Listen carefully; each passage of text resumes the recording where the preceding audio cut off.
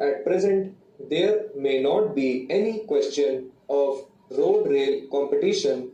There may not be any question of competition. There may be some competition over particular routes and in particular areas, but as a whole, there is no competition, but it may not be so forever. A day may come when one form of transport may undercut another form of transport.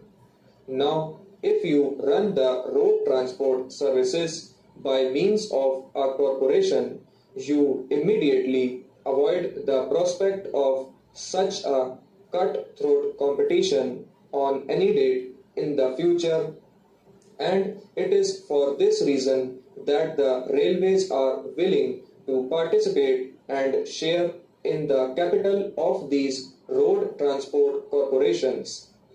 They have already done so in all these corporations. Not only that, even when it was sought to run the road transport services by means of limited companies, there also the railways had participated in the capital.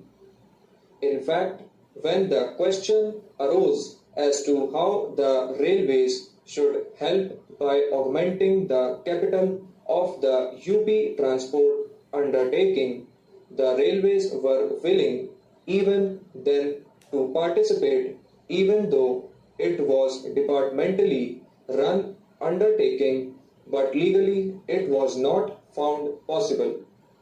So all the state governments have been advised that if they want more capital and if they want central assistance, the best thing for them to do would be to form a road transport corporation, and honorable members would have noticed that in the railway sector of the plan, a provision of rupees 10 crores has been made for participation by railways in the state road transport undertakings, which may be in the form of these corporations.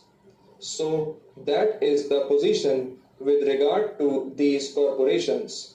As I said in my opening speech, we were told that the Karnataka government is also willing to form a road transport corporation.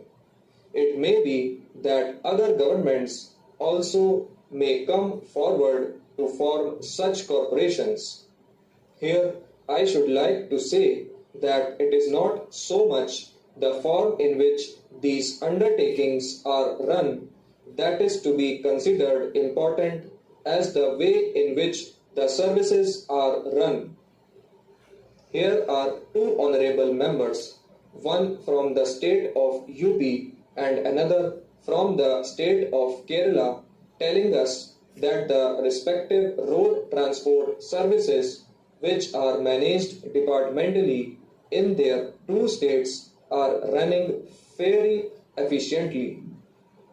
If that is so, if the departmental management can provide efficient and quick service, I have no quarrel with that, although it may be that they may not be able to find additional funds and they may reach a point of saturation.